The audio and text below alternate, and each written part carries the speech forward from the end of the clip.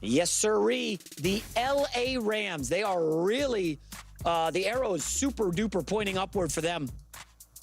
They had the best offseason, according to one report. You know, they grade the moves. One report had the Rams having the best offseason. Adding Davante Adams certainly helps.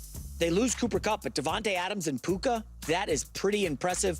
And their drafts the last couple of years between Puka, Jared Verse, Fisk, they've just hit home run after home run. This is a really, really good team. If the offensive line holds up, they should make the NFC Championship. Finally. Yeah. I do think people are weirdly sleeping on the Los Angeles Rams.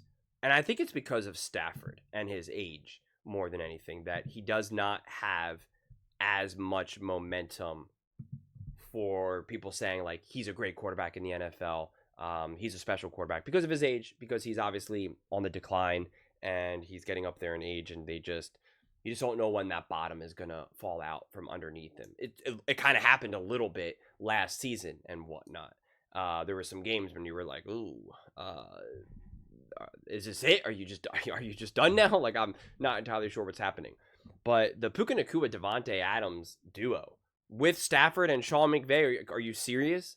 You don't even need a run game. Like, seriously, you don't even need a run game, and you don't even need a great defense at that point. Just look at what Joe Burrow was able to do with not as great of a head coach, and with two receivers with Jamar Chase and T. Higgins. And T. Higgins missed 5 games.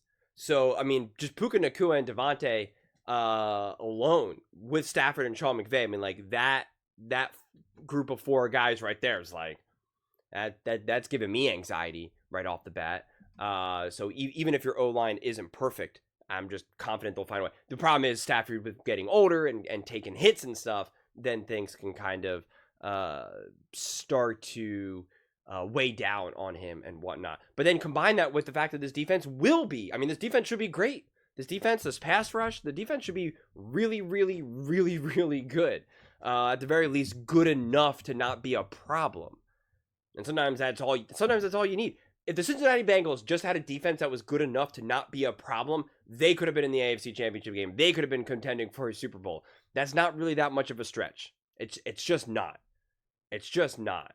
And so I'm fascinated to see it. And then I'm fascinated to see that when you have such an intense, such a threatening passing game, which the Rams obviously will have, how Sean McVay will use the run game. He definitely is one of those coaches that likes to throw. He's so much more Andy Reid.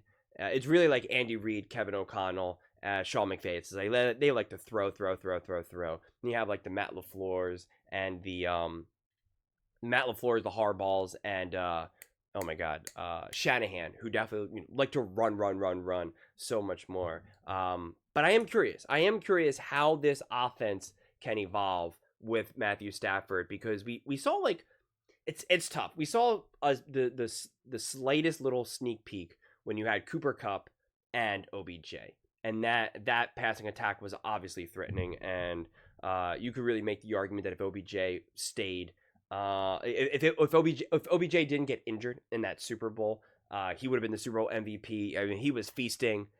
He was ready to go off. Then unfortunately, he tore up his knee.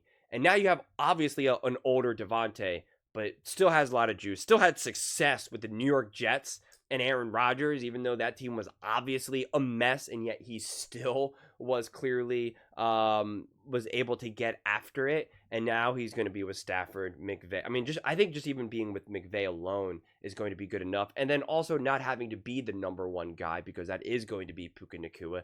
And I do feel that Davante is old enough and mature enough at this point in his career to kind of understand that. And he's looking to get a ring more than he's looking to just put up his numbers and try to continue to build like a Hall of Fame resume or something.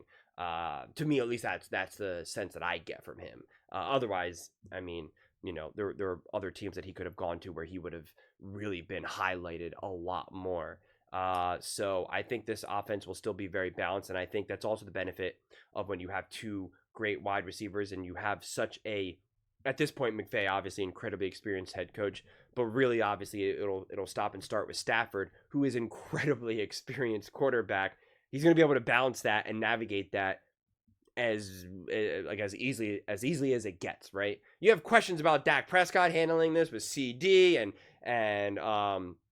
Piggins and stuff like that. You're like, I don't know. Even Jalen Hurts with AJ Brown and his Devontae Smith. You're like, yeah, I don't know. But like he's just been around the block, man, so many times, and especially his already deep relationship with with Sean McVay. It's just like I just see this being very seamless, quite frankly. So I definitely see them being a great team. And it's funny because and sometimes in these types of conversations, outside the obvious like injuries, I always try to think of like, okay, well, why will things be different from last year? As well as if I do think a team is great, what could I be missing and why could they lose, right? Why would they not be good enough? And for instance, I think the Cincinnati Bengals will be a lot better than they were last year, and I'm kind of hopeful that the new, although I had this feeling a little bit before they kind of started doing weird stuff in the offseason, but a new defensive coordinator hire, and I'm like, okay, I think this could be elevated, and like I just said, as long as this defense is no longer a liability, then this team should be a lot better. But then it's just like my mind then went to be like, okay, but like if I'm wrong about that, then that's what would still cause them to not be able to take a big step forward. And I look at the Rams, and I guess you always kind of have a little bit of an out with the O-line because we know how important O-line is. But I guess I just look at it, and the only issue with Stafford's age and kind of taking that beating would definitely harm him. But I just think even if they dealt with O-line problems, it's like, again, as long as the defense is good enough, you have Stafford, you have McVay, you have Devontae, you have Puka Nacua. It's like I think even if you had some O-line issues, it wouldn't be like we're done, season's over, we can't get anything going here.